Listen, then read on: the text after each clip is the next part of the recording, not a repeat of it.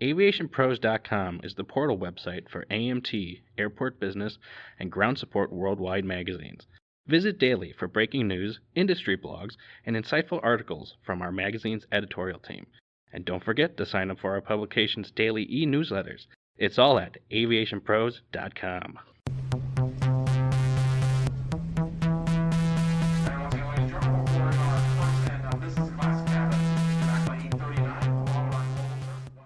Hello, everyone, and welcome to another edition of the Aviation Pros podcast. I'm Joe Petrie, Editor-in-Chief for Airport Business. As CEO of Cincinnati Northern Kentucky International Airport, Candace McGraw has driven a lot of change in the past decade. From finding new ways to enhance connectivity to building economic growth and cargo activity, McGraw and her team have reshaped the future of air travel in the Cincinnati region for years to come. But her new challenge comes this year as McGraw assumed the role as chair for ACI World, making her the first woman to hold the position and putting her in a role to drive the industry forward globally. I recently spoke to McGraw about her new role, the success in Cincinnati, and how she's focused on building a successful future in the industry. Well, Candace, thank you again for taking the time to speak with me today, and congratulations on being appointed as the first female chair of ACI World. Can you tell me a little bit about what some of your main priorities are going to be during your term in this position? Sure. Well, thanks, Joe. It's a great position, right? And it's a great organization. So I was very honored to be elected as chair. I really sort of have 5 top priorities as I think about, the 2 years in which I'll be serving as chair. One, of course, is ACI's tagline is to be the voice of the world's airports. So I want to make sure that the organization and the board stay true to that mission, right? Which is really talking about the key issues that impact our industry, like sustainability, safety, security, passenger facilitation, customer experience, those sorts of things. So one, stay true to our mission. Secondly, the fellow who is currently the Director General of ACI World notified us last year he'd be leaving as of the end of this year. And so we have selected a great successor for him in Justin Urbachi. So Justin will begin his mandate as Director General as of September 1. So now I'm focused on how do I help him get up and operational and make sure the board is aligned around supporting him. So that really has been taking quite a bit of my time this year. And then I want to make sure that the organization works well with its global industry partners. I think we have a very strong relationship with partners like ICAO and CANSO and WHO and IATA. And I just want to make sure that as an industry, we work well together between all of those partners to strengthen us globally. Also, the same holds true for the region. So if you're familiar with ACI World, it is headquartered in Montreal. It sits at sort of the center of a federated structure, and there are 5 regions, organizations around the world. And I'd like to make sure we get the best and the most innovative thinking out of each of the regions on how we can better collaborate to support the growth in our industry. And finally, you referenced being the first woman chair, and it's something, I was a little bit hesitant to lead into, quite frankly, as the first woman chair. I didn't want to be looked at to focus solely on sort of gender issues. But I think, now is the time to do that. So one of the things I'd like to focus on is workforce development and how do we attract and retain different and more diverse talent within our industry, really focusing on inclusivity over the next 2 years. Mm-hmm. And that's a very important topic that the industry as a whole needs to go into. So I'm glad to hear that's something that you're going to be focused on. Now, one of the things, too, is in your time since being just at Cincinnati, you became CEO in 2011. Tell me a little bit about your leadership principles and strategies that you found most effective in driving that airport's growth and success, especially with such unique challenges that particular facility holds. It's so funny when we talk about leadership strategies. My underlying principle is very simple. It's just applying the golden rule, right? Trying to treat people the way that you would like to be treated, right? Being inclusive in conversations. I have a little little sort of saying that resonated me at one time that I cut out, and it's taped to the computer in my office, and it says a leader defines reality and gives hope. So to me, that means sort of explaining the why behind something, and then rallying around, making sure people rally around a broader vision and a broader point of view, and sort of employing that approach. Right, we've been able to really grow the airport over the last decade, 12 years, and we have seen some tremendous growth, in terms of cargo, land development, things like that. Mm-hmm.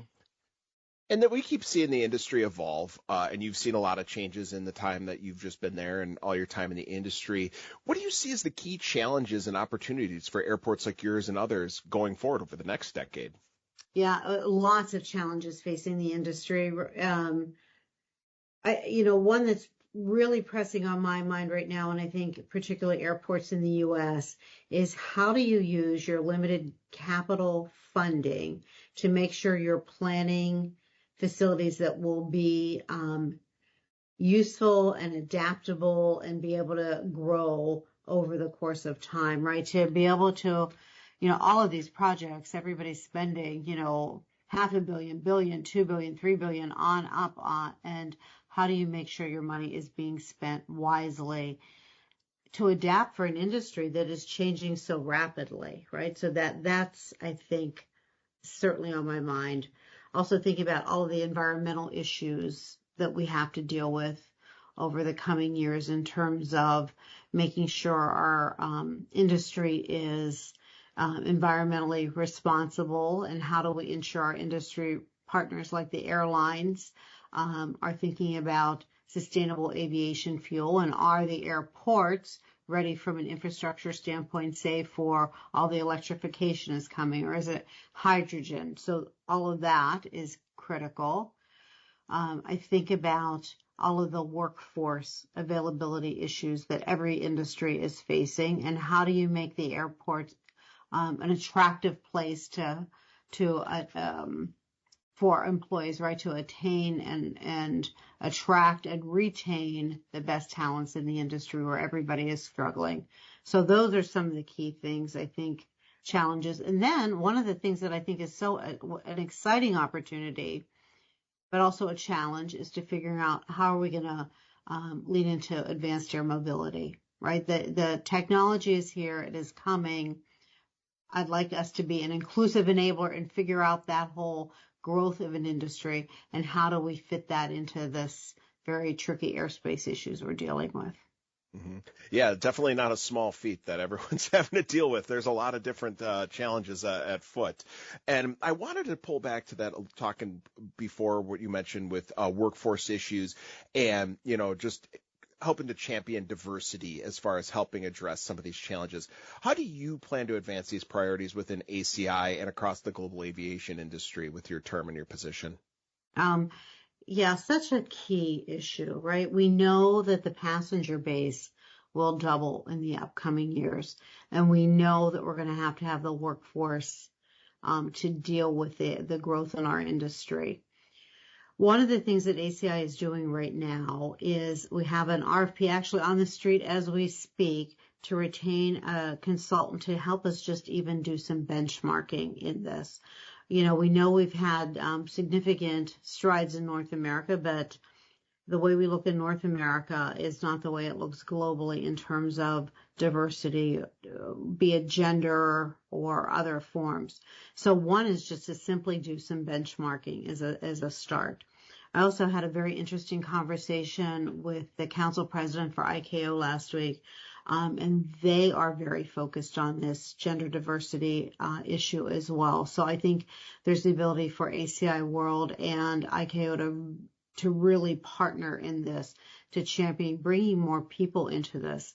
One of the other areas, I think, for diversity where ACI is leaning in has been focused on accessibility for passengers.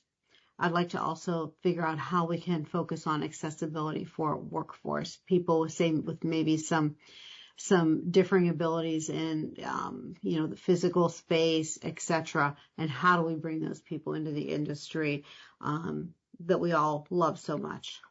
Hmm. And one of the things I've noticed about you in the industry is that you are a champion of collaboration. That seems to be a reoccurring theme I hear a lot about. It's a great thing to hear that people want to talk, try and get as many people together and, try and solve a problem. So tell me, how do you plan to enhance collaboration as well with the ACI members and stakeholders? Well, I think, Joe, you just summed it up, right? Bring everybody around the table first, right? Make sure everybody has a seat at the table. Everybody has a voice. You and I have both sat in a lot of meetings over time where there's a lot of talking and very little listening, and then very little action as a result. So I want to make sure when we have a seat at the table, we also do as much listening as we do talking, and then come out of it with a game plan. I think when you distill down all of the various partners we have in the industry, we're aligned probably around the majority of issues. And I think that's where we can build stronger bonds and collaboration. Because once you have those relationships, the issues about which you have differing opinions seem a little bit easier to tackle. So again, I think it's really about sitting down, having those, what we call here at CVG, honest and transparent conversations, and then coming up with a game plan that is truly actionable.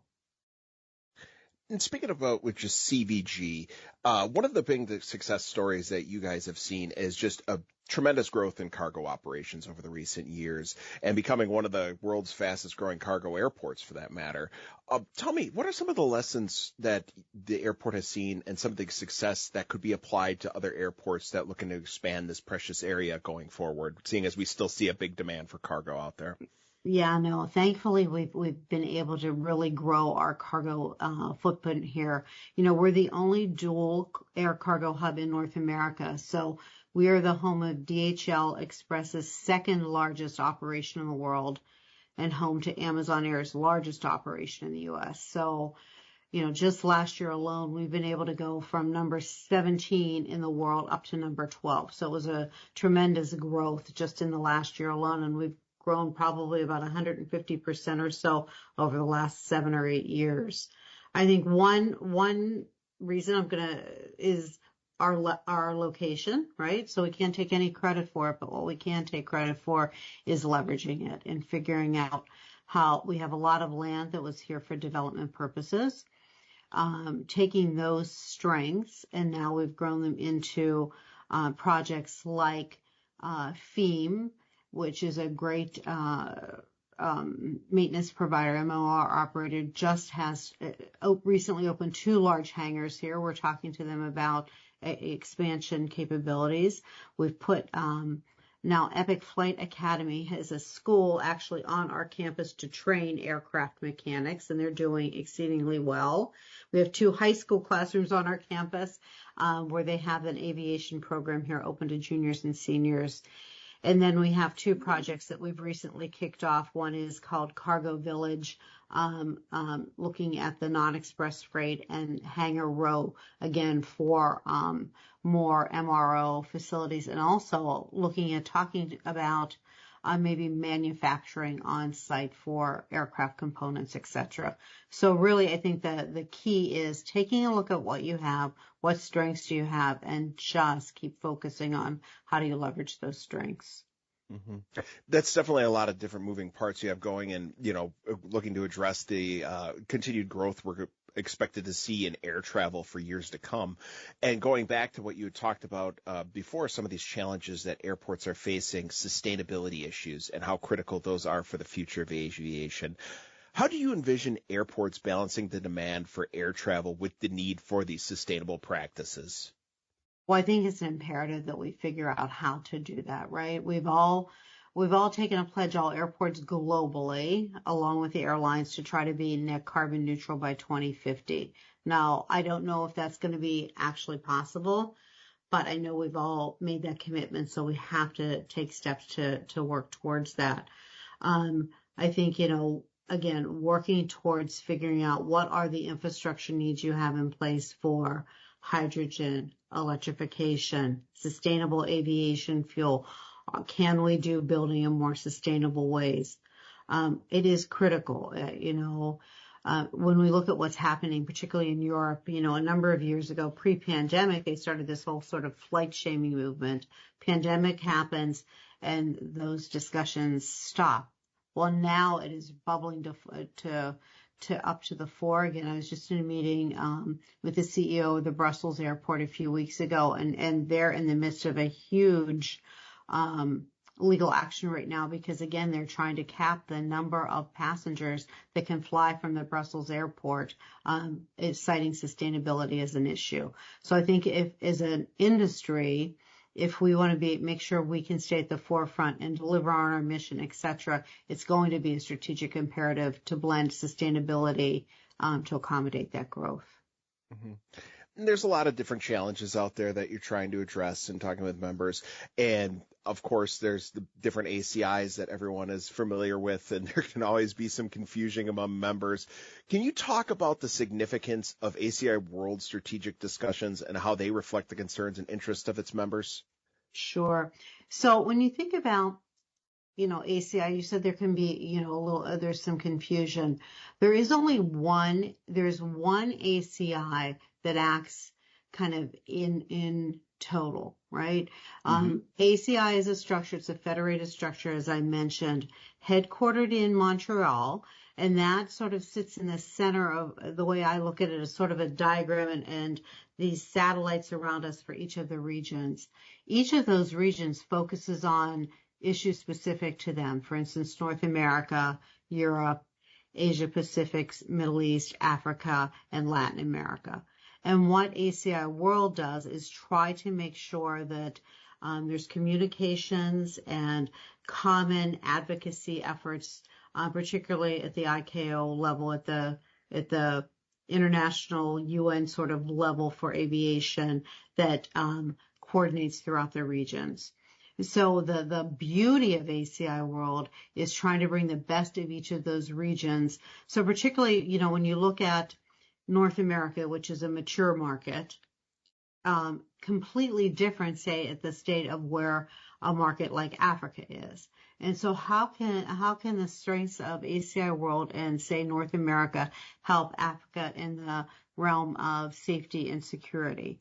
Europe is light years ahead of most regions in the issue of environmental concerns. So how can they bring to the fore and help the rest of the world?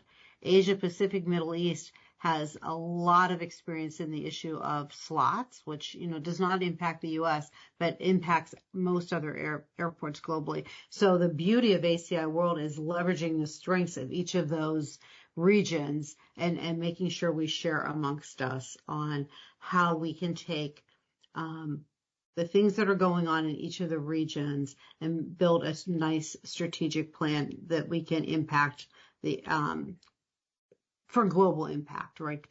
To help the industry grow globally. Mm-hmm. Now, one of the things you've also been mentioned before in other press interviews and everything is about the importance of the economic well-being for communities through airport operations. Can you expand a little bit on how airports can drive economic growth and relevance within the global economy? Oh, no, I'd love to. This is sort of, I always say, our raison d'etre here at the airport, is not necessarily moving people and goods, but I talk to our folks about all the time about it is to put roofs over heads and braces on kids' teeth. We are a job generator. When I started here years ago, we did an economic impact study using local universities, right? Because I wanted a true academic-based study. And we had a $3.4 billion economic impact on the region. Okay, great, healthy number. We had the same group replicate that study on intervals in every 3 years. The last study that we had done was based on 2022 numbers, and we were at $9.4 billion, right? Mm-hmm. And so that is, say how we can generate jobs for people on this campus, how we can translate that into the community in terms of service sector, hotels, travel, all the goods and services that travel through here. For me, that is the reason we exist, is to make sure that we can help businesses grow and be sustainable. Mm-hmm. You've seen a lot of success throughout your career, not just at Cincinnati, but in the other positions you've held, and then also, of course, being in your current position with ACI World as well. Tell me, what advice would you give to emerging airport management leaders or aviation management in general that you think are important for them to be able to succeed in this field? Well, first and foremost, in any field, right, you have to learn your business. You have to become well versed in your industry or whatever your profession is. I think that's number one. I think number two, lean into the challenges. Raise your hand and volunteer for opportunities. Nobody's going to come to you and ask you if you want to work on a particular project or take a particular leap with them. You have to go out and seek out opportunities. I think that's critically important. For me, I have found such benefit and such reward in collaborating with my peers, right? Being involved with industry associations, learning from other people.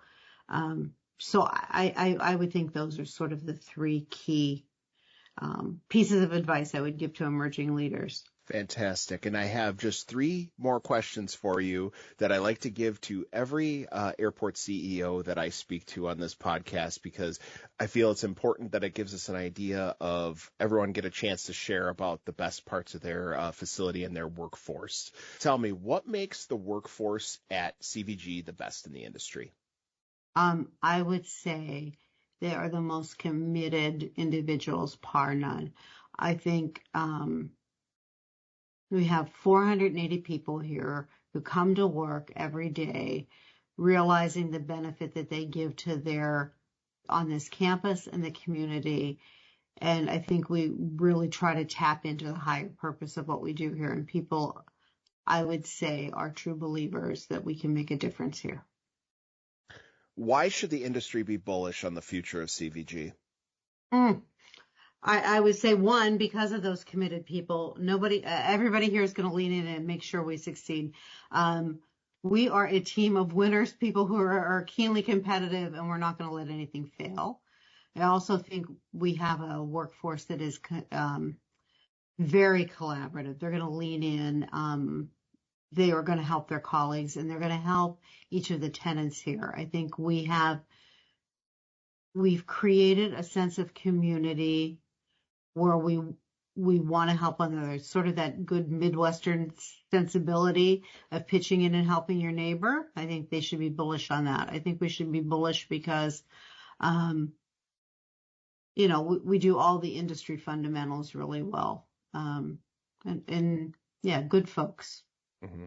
And the last question is, how do you, as a leader of an airport, define success looking forward at the next couple of years and what you're trying to accomplish? I'm going to say, the standard: continued air service growth, continued growth in terms of cargo. I think attraction and retention of good talent. And then I really do think our folks here are not afraid to lean in and try new things, and we have a spirit of innovation and can-do spirit. And so long as we continue to move forward, even if we fail, we're going to fail fast, pick ourselves up, brush ourselves off, and continue. So I think we're in good shape here. Candace, it was a pleasure learning more about what you see for the future in their ACI role and also with CVG, and appreciate you taking the time to speak with me today. No, thanks, Joe. Appreciate it very much. Thanks again for listening to today's podcast. To hear more from the most important leaders in the industry, check out our website, AviationPros.com. I'm Joe Petrie. We'll catch you next time.